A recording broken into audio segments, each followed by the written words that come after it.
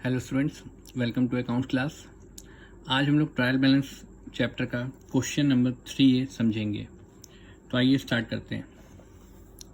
सबसे पहले हम लोग फॉर्मेट कंप्लीट कर लेंगे। Proper format trial balance as at 31 March 2018, यह आपका ब्रैकेट में रहता है, हम इसको ब्रैकेट में लिखेंगे। इसके बाद name of accounts LF, amount debit, amount credit लिख लिया। अब आपको तीनों रूल्स को ध्यान में रखते हुए ट्रायल बैलेंस को बनाना है। सबसे पहला आइटम जो है वो आपका है स्टॉक ऑन 1 अप्रैल 2017। 1 अप्रैल को दे रखा है, मतलब ये आपका ओपनिंग स्टॉक हुआ। तो हम लोग इसको क्या करेंगे, स्टॉक यहाँ पे आप तारीख लिख लीजिएगा या ओपनिंग स्टॉक के नाम से लिख लीजिएगा, और स्टॉक आपकी एसेट्स होती है इसलिए डेबिट कॉलम में। नेक्स्ट आइटम है आपका परचेजेस। परचेजेस ऑलवेज डेबिट होता है, इसलिए हम इसको ट्रायल बैलेंस में भी किस साइड लिखेंगे, डेबिट साइड ही लिखेंगे। और इसके बाद सेल्स, ये आपका क्रेडिट होता है ऑलवेज, इसलिए हम इसको क्रेडिट साइड लिखेंगे। देख लीजिए, परचेजेस को डेबिट कॉलम में और सेल्स को क्रेडिट कॉलम में लिखा गया है। इसके बाद नेक्स्ट है आपका वेजेस 16,160 रुपये और सैलरीज 6,400 रुपये। ये दोनों आपके बिजनेस के एक्सपेंसेस होते हैं, तो हम इसको किस साइड लिखेंगे, डेबिट अमाउंट में लिखेंगे।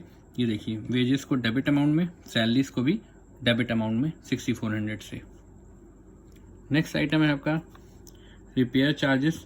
ये रिपेयर चार्जेस हैं, इसका मतलब ये भी आपके बिजनेस के एक्सपेंस हैं। एक्सपेंसेस ऑलवेज क्या होते हैं, डेबिट। तो हम क्या करेंगे, रिपेयर चार्जेस डेबिट अमाउंट में। नेक्स्ट है कमीशन रिसीव्ड। कमीशन रिसीव्ड आपकी इनकम होती है, इसलिए हम लोग इसको किस साइड लिखेंगे, अमाउंट क्रेडिट में। देखिए, commission receive amount credit side. Next है आपका सन्ड्री डेप्टर्स, डेटर्स भी बोलते हैं। डेटर्स आपके जो है 24,200 हैं, और डेटर्स ऑलवेज डेबिट होते हैं क्योंकि ये आपकी एसेट्स होती हैं। तो आपने लिखा सन्ड्री डेटर्स 24,200 रुपये, अमाउंट डेबिट में। नेक्स्ट आपका जो आइटम है वो आपका है सन्ड्री क्रेडिटर्स। सन्ड्री क्रेडिटर्स 7,300 रुपये दे रखा है। सन्ड्री क्रेडिटर्स ऑलवेज क्रेडिट होते हैं, इसलिए हम इसको आपके क्रेडिट साइड ही लिखेंगे, और ये आपके बिजनेस की लायबिलिटी होती है, इसलिए भी हम इसको क्रेडिट साइड लिखते हैं।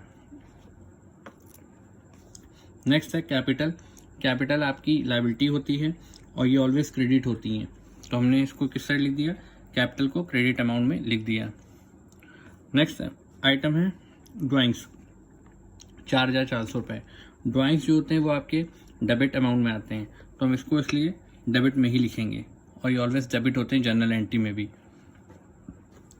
नेक्स्ट आइटम है रिटर्न इनवार्ड। रिटर्न इनवार्ड को हम लोग सेल्स रिटर्न बोलते हैं। ध्यान रखिएगा, इन मने माल का वापस आना, तो सेल्स रिटर्न हुआ। और sales return always journal entry में हम लोग क्या करते थे, डेबिट। तो हम लोग इसमें भी क्या करेंगे, ट्रायल बैलेंस में डेबिट साइड ही लिखेंगे, 7,500। इसी तरह नेक्स्ट आइटम है रिटर्न आउटवर्ड, मतलब आपने माल वापस किया, तो इसको हम परचेज रिटर्न बोलेंगे। और जनरल एंट्री में परचेज रिटर्न क्या होते हैं, क्रेडिट होते हैं, इसलिए हम इसको भी यहाँ पे क्रेडिट साइड ही लिखेंगे, मतलब क्रेडिट अमाउंट में। नेक्स्ट आइटम है कैरिज इनवर्ड्स और कैरिज आउटवर्ड।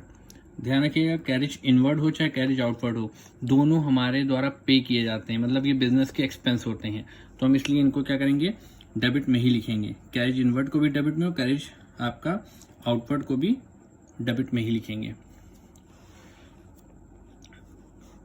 नेक्स्ट आइटम है आपका फर्नीचर। फर्नीचर आपकी एसेट्स होती हैं, इसलिए डेबिट कॉलम में लिखा जाएगा। मोटर कार आपकी एसेट्स होती हैं, इसलिए इसको भी डेबिट कॉलम में लिखा जाएगा। कैश इन हैंड भी आपकी एसेट्स होती हैं, इनको भी हम डेबिट अमाउंट में ही लिखेंगे। ये देखिए, फर्नीचर को 12,000 को डेबिट में, मोटर कार को 80,000 को डेबिट में, कैश इन हैंड को भी 4,700 से डेबिट अमाउंट में लिखा गया है। नेक्स्ट आइटम है बैंक ओवरड्राफ्ट। ये आपकी लायबिलिटी होती है, इसलिए हम इसको किस साइड लिखेंगे, क्रेडिट साइड लिखेंगे अमाउंट में। नेक्स्ट आइटम है इन्वेस्टमेंट। ध्यान से समझिए, इन्वेस्टमेंट का मतलब होता है आपने कहीं पे रुपए लगाए हैं, या किसी कंपनी के शेयर्स खरीद लिए हैं, या बैंक में डिपॉजिट कर दिए हैं, तो ये आपकी एसेट्स हुई। तो इन्वेस्टमेंट जो होती है वो एसेट्स होने की वजह से क्या होंगी, डेबिट होंगी। और नेक्स्ट लाइन में interest on investment.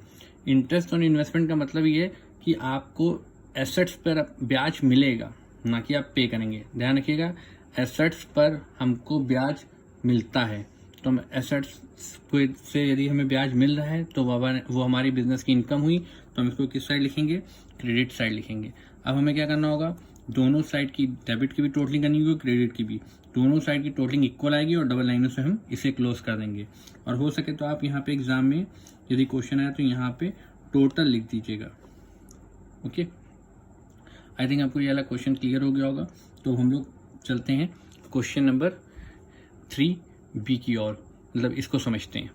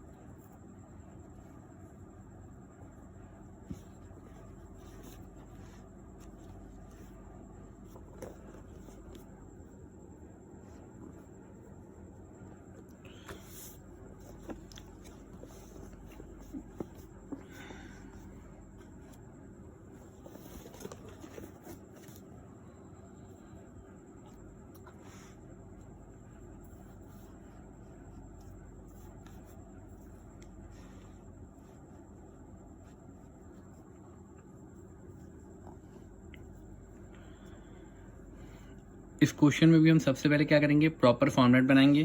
Proper format आपका होगा trial balance as at 31 March 2018, जो कि आपके क्वेश्चन में गिवन होगी date, name of accounts, LF, amount debit, amount credit. अब देखिए सबसे पहला आइटम जो है वो है आपकी कैपिटल। कैपिटल ऑलवेज क्रेडिट होती है, इसलिए हम इसको भी क्रेडिट साइड ही लिखेंगे। नेक्स्ट है ड्राइंग्स आपका डेबिट होता है ऑलवेज, इसलिए हम इसे ट्रायल बैलेंस में भी डेबिट साइड लिखेंगे। डेटर्स आपकी एसेट्स होती हैं इसलिए डेबिट में, क्रेडिटर्स आपकी लायबिलिटीज होती हैं इसलिए क्रेडिट में। लैंड एंड बिल्डिंग आपकी एसेट्स है इसलिए डेबिट साइड, प्लांट आपकी एसेट्स है इसलिए डेबिट में लिखेंगे। स्टॉक देखिए पहली तारीख दे रखा है, मतलब ये ओपनिंग स्टॉक हुआ, तो ये एसेट्स होती हैं इसलिए डेबिट साइड। फैक्ट्री एक्सपेंसेस के नेम से पता चल रहा है कि खर्चा है तो डेबिट साइड। ऑफिस एक्सपेंसेस ये भी आपका एक्सपेंस है इसलिए डेबिट साइड। परचेज रिटर्न ये ऑलवेज क्रेडिट होता है इसलिए हम इसे ट्रायल बैलेंस में भी क्रेडिट साइड लिखेंगे। स्टेशनरी बिजनेस का एक्सपेंस है डेबिट साइड। फ्रेट बिजनेस का एक्सपेंस है, ये भी डेबिट साइड। देख लीजिए कैपिटल को हमने क्रेडिट अमाउंट में लिखा है, ड्राइंग्स को डेबिट में, डेटर्स एसेट्स होने की वजह से डेबिट, क्रेडिटर्स आपकी लायबिलिटी होने की वजह से credit, land and building assets है इसलिए डेबिट साइड, प्लांट एसेट्स है इसलिए डेबिट में, ओपनिंग स्टॉक आपका डेबिट में क्योंकि एसेट्स हैं, फैक्ट्री एक्सपेंसेस हैं इसलिए डेबिट में, ऑफिस एक्सपेंसेस डेबिट में क्योंकि एक्सपेंस है, परचेज रिटर्न आपकी ऑलवेज जनरल एंट्री में क्रेडिट होता है इसलिए हम क्रेडिट साइड लिखेंगे। स्टेशनरी आपका एक्सपेंस है इसलिए डेबिट साइड, फ्रेट आपका एक्सपेंस है इसलिए डेबिट साइड। नेक्स्ट अब आइटम हम देखते हैं। नेक्स्ट जो आइटम है वो दे रखा है परचेज ऑलवेज डेबिट होता है इसलिए डेबिट साइड लिखेंगे। सेल्स क्रेडिट होती है ऑलवेज इसलिए हम क्रेडिट साइड लिखेंगे। मिसलिनियस एक्सपेंसेस ऑलवेज डेबिट होते हैं इसलिए डेबिट साइड। मिसलिनियस रिसिप्ट आपकी इनकम होती हैं मतलब प्राप्तियाँ, तो हम इसे इनकम साइड मतलब क्रेडिट साइड लिखेंगे। बैड डेब्ट्स का मतलब होता है पैसे डूब गए, तो ये आपके डेबिट साइड आ गए कि लॉस हुआ। बिल रिसीवेबल ये आपकी एसेट्स होती हैं इसलिए हम इसे लिखेंगे डेबिट साइड। पहले इतना देख लेते हैं। देखिए परचेजेस को हमने किस साइड लिखा है, डेबिट में। Sales always credit, miscellaneous expenses always debit, receipt income की वजह से credit side, bad debts loss है इसलिए डेबिट साइड, BR आपकी एसेट्स है इसलिए डेबिट साइड। नेक्स्ट जो आपका क्या आइटम है वो है लोन फ्रॉम एक्स। आपने एक्स से लोन लिया, तो यदि आपने एक्स से लोन लिया है तो ये आपके बिजनेस की क्या हुई, लायबिलिटी हुई, क्योंकि आपको आज नहीं तो कल इसे पे करना है।